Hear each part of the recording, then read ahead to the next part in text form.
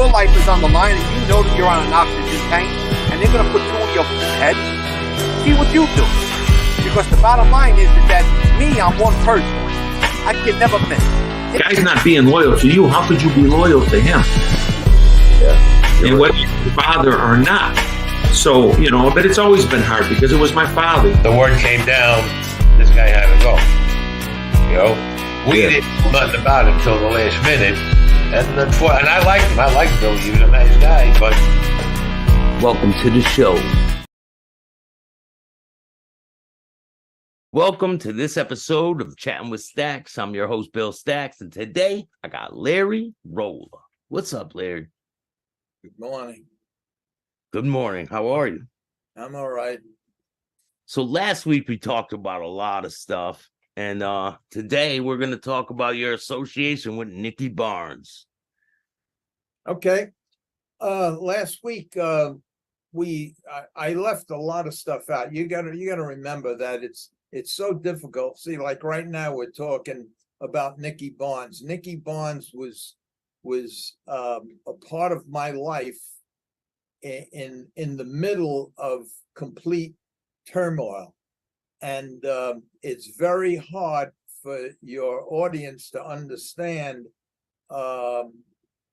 how important it was for me, and how, in fact, at that time Nicky Barnes actually saved my life, because there's very, very little backstory.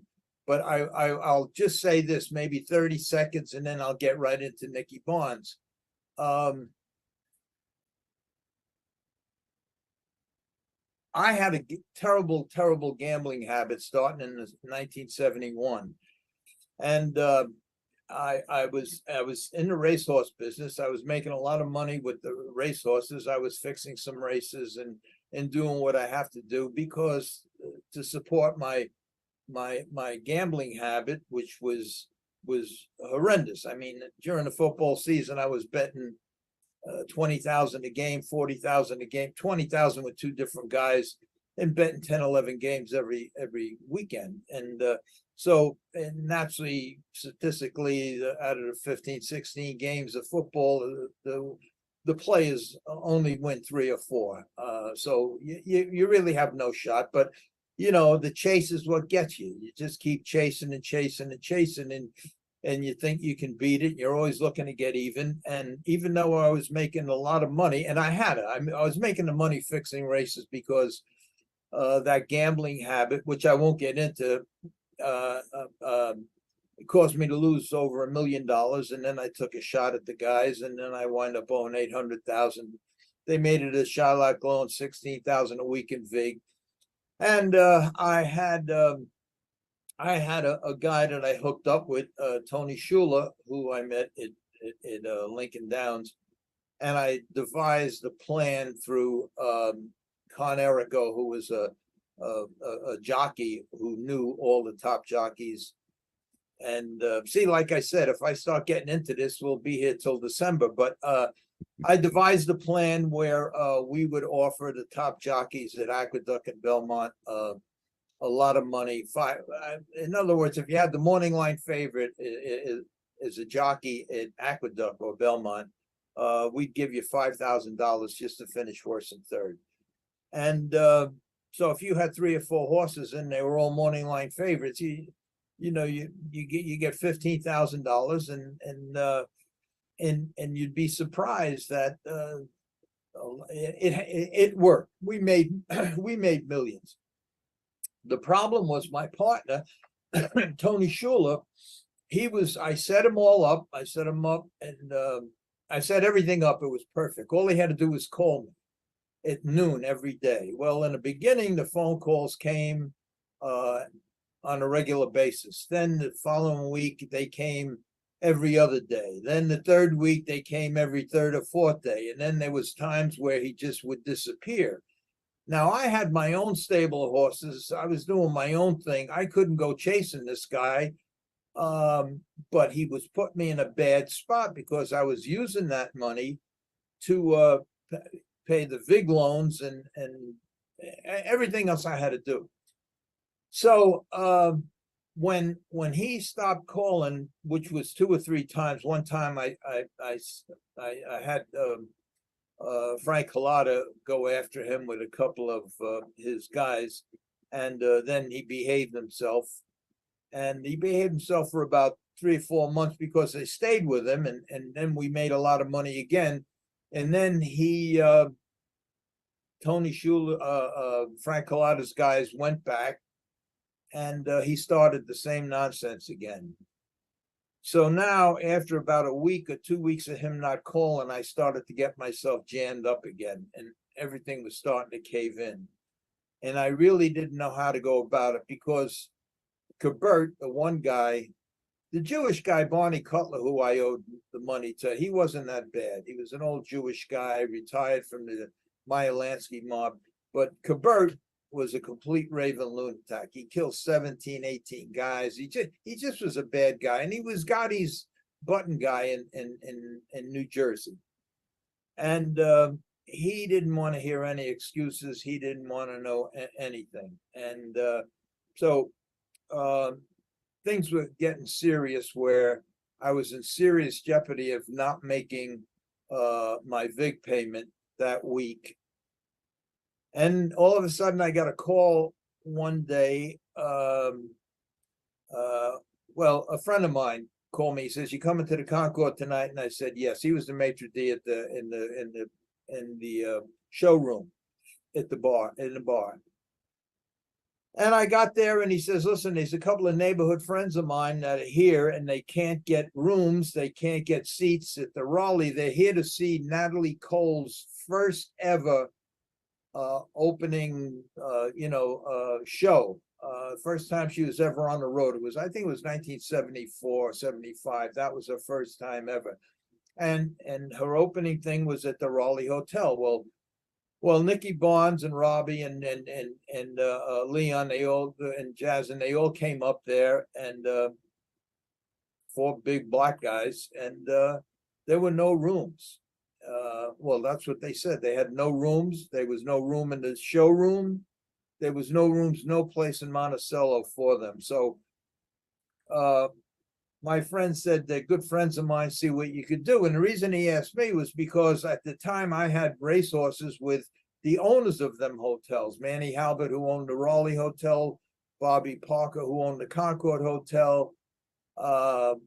So I had a lot of big connections up there for that sort of stuff. So I says, "Bring them over." They were outside in the lobby. They came to my table. I had a table for 6 all the time, right at the bandstand, every night at the Concord. And he brought them to the table. We were introduced, and it was Nicky Barnes and Robbie and Leon and I think it was Jazz. And they told me of the problem, and I said that, I'll solve it, and I did. They got rooms. They got the best seats in the house to watch Natalie Cole, and they came to the racetrack that night. I told them I had a horse, and through conversation, they found out I was a trainer, driver. So they came to the racetrack that night. We had dinner, but I had a horse in the last race. So halfway through the night, after dinner, I told him, I says, "Look, I have to leave. I have a horse in the last race." And he says, "Well, what do you think?" And I says, "Look, I set up the race, but you can't bet. You can't bet because there's no handle here. And I already set it up. I did, I take care of my guys. We each get 1 or 2 tickets in the trifecta, or superfecta, whatever it was back then. I think it was superfecta. And we wind up making 2, 3, 4,000 each, and that's good. But if you guys start betting, you're gonna wreck it, and it's gonna look suspicious. We're gonna have investigations and everything else. So don't bet." Because they're with you, right? Because they're with you. Is that why you're telling them that? Because these guys are sitting with you at the time? Oh, yeah. They're right at the table. We had dinner that night at the racetrack. Then I had a horse in the last race, so I had to leave.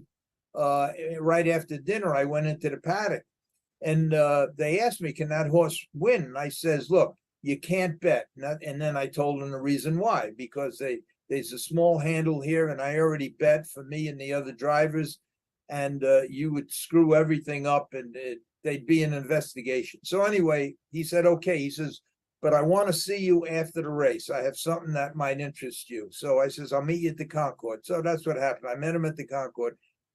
And at the Concord, he tells me, he says, listen, I can get down 5,000 a position, meaning 5,000 to win, 5,000 a place, 5,000 a show on any horse that you come up with. And I said, Nicky, I says, look, I don't mean to insult you, but there ain't a bookmaker in the world going to take any bet. First of all, any bet on a trotting race, much less 5,000 a position, and give you track odds. He says, Larry, he says, me and my crew, we bet over $1 million, sometimes close to $2 million a week on sports. He says, and they will give me whatever I want. So I said, all right. I says, when you get back home, make sure. And he called me up and he says, yep, I got a courtesy bet for 5,000 a position.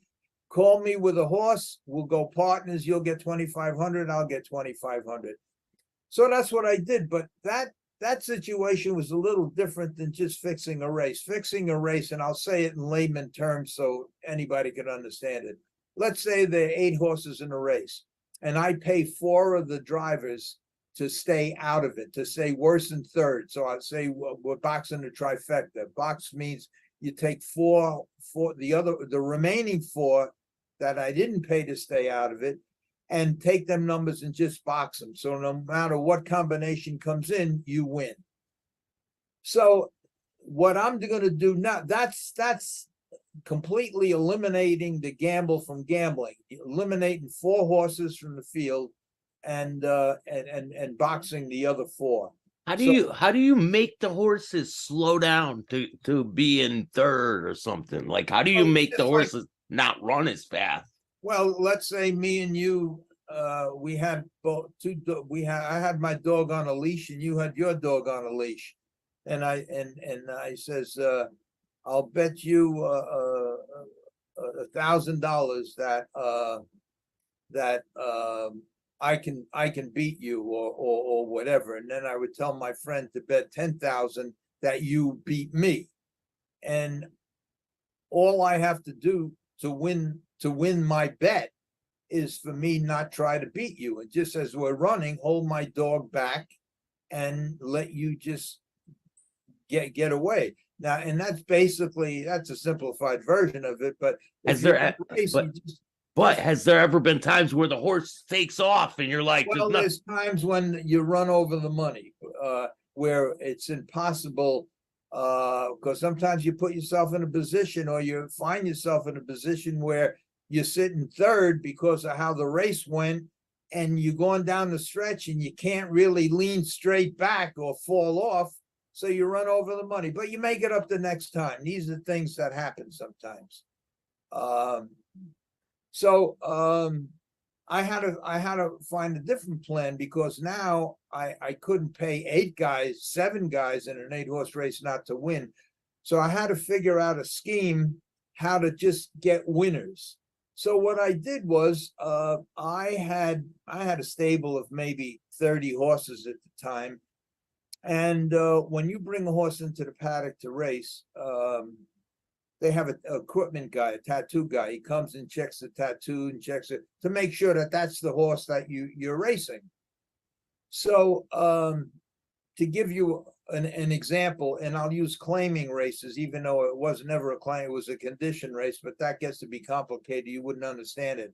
So let's say it's a $3,000 claiming race, and I have a horse in there. That's the morning line favorite.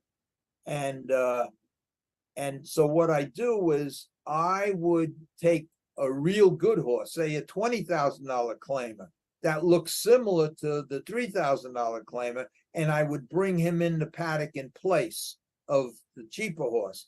And then I would give the equipment guy $500 or $1,000 to just pass me by. Just say, yeah, just check off, yeah, everything is fine. And then I was racing, even though it was condition races, it wasn't claimers, but we use claimers as an example. I'd be racing a $20,000 horse against $3,000 horses where he couldn't lose. So that's what I did. And then to make the price bigger, I would send a couple of friends of mine who the whole racetrack and the grandstand knew they were my friends. I'd give them a couple of $100 and they would be betting on another horse in a race. So word would get out in the whole grandstand, oh, Larry Rolla's betting on the 5 horse, when in reality, I already bet on my horse. Yeah. So Vice everyone's versa. running there to go place Right. these bets. So the odds on my horse that I was betting would go up, and the horse that I wasn't betting, but the whole racetrack thought I was betting, would go down. And the guy who Nicky Barnes was betting with was Fat Tony, the bookmaker and the boss of the Genovese family back in the 70s. And he would take any kind of action. But like I said, they were betting $1 million, $2 million a week on sports. And this was a courtesy bet. So even if Fat Tony, even if we wind up winning, let's just say 100,000 for the week, Tony they would be betting $1.5 million. So Tony would be paying me 100,000, but probably making 7, 8, 900,000 profit, even though. So he gave them the courtesy bet to keep them betting with him as a courtesy because they were big players. So that's how it went. And we made a tremendous amount of money. He basically saved my life because at that time, Tony Schuler wasn't calling me with the fixed races. And he basically saved my life for that period of time because we made a tremendous amount of money. And I was able to catch up. I was able to get even up to that point. And then one day I got a phone call that his whole crew got arrested. Now at that time, I was driving down to the garage. He had a garage, I think it was on 145th Street, Lenox Avenue. I think, I could be wrong. All I know is that where the garage is now, there's Al Sharpton's building. His office is there. So the garage is not there any longer. But I think it was on 145th Street, Lenox. I used to go down there every Tuesday and pick up my money. And it was anywhere between 60, 70,000, whatever, 80,000. And so when I heard he got arrested, I got in my car and I drove to the garage and I pulled in. It was a driveway going down. And I stopped the car. I got out and there were 3 black guys in his office. And I walked in and I said, hello. I says, I know what happened. I said, I'm Larry Rolla and there should be an envelope in the drawer for me. And the guy says, the one guy sitting behind the desk, there's nothing here for you. And I says, no, just look, I'm sure there's an envelope for me. And he says, he opened the drawer and he just took out a gun. He put it on the table. I said, there's nothing here for you. And if How much were you going to pick up? And probably, was this an everyday occurrence? Were you going there all the time? Once a week I would go down there. I'd go down there once a week. And probably 70, 80,000, maybe 100. I think the most I ever picked up was 101. But they said you need to leave now. And I did. I later found out, in fact, it's on one of my podcasts, there's only two living members of that whole posse that he had with him, and one was Leon. The council. The council. Right? One was Leon. And I was lucky enough to get him on my my podcast, and he kind of explained the whole thing. And what happened was, when they got pinched, he had my money. He was the one that he had my money, and when they pinched him, they took all the money and everything else. He wound up going to jail for, I think he got 10 to life, but he got out in 10 or 12 years. And I was lucky enough to find him. And when I started the podcast, and I had him on the show, I forget what podcast. I think it was podcast 6 or 7, but he was on the show explaining that whole thing, because there's a lot of people out there in the world of gamblers that deal with bookmakers and Sherlocks. They would never believe that you can get down with any bookmaker a bet on the trotters. But the story I just told you is 100% true, and thank God Leon was still around to verify it. Yeah. And if that didn't happen, I don't know what would have happened, because I would have had to go to Cabert, who I owed. I had to come up with 16,000 a week. Half of it was to him, half of it was to Barney Cutler. And Barney would have understood, but Cabert was different. When this first happened, and I come back from Florida owing him, I owed 700,000 or 800,000. I owed half. I think I owed 370, 380 to Cabert. The rest to Barney. He realized I took a shot at him, and I didn't have the money to pay. So when that happened, I had a decision to make. I was in Florida, and I either had to run away, kill myself, or come back and just face the music. But facing the music with Cabert is not really facing the music. It's just like walking into quicksand. You're dead. Slaughter. Yeah, you It's just automatic. yeah. But I never ran away from nothing in my life, so I went back. And sure enough, I met him in the little cafe, his little club he had there, and didn't say a word. It was in Atlantic Highlands. Didn't say a word. He just got up. He was with three of his guys in the corner, and just got up, walked out to Atlantic Highlands, the dock area there where they have all these boats. And the two guys, one had me by the arm, and we followed Cabert out. And he got in some kind of boat, maybe 30, 40-foot boat, and they walked me downstairs. And after about a half hour, they brought me back up, and they had a little, like a half a 55-gallon drum about 3 feet high. They told me to stand in it, and they put a bag of cement in there, or 2 bags, and pumped some water in there. And then Cabert showed up, and he says, Sammy let you go too far, meaning his guy that I was betting with. He said, he let you go too far, and that's on him. You went too far, and that's on you. Now, you tell me why I shouldn't let this cement harden and throw you the fuck overboard.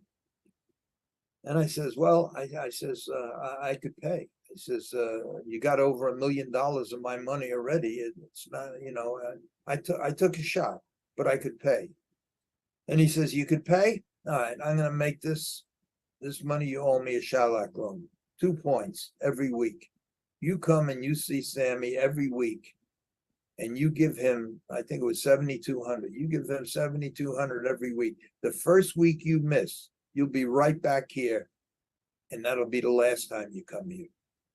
So the reason I told you that is so you could understand what kind of guy I was dealing with if I did miss a payment.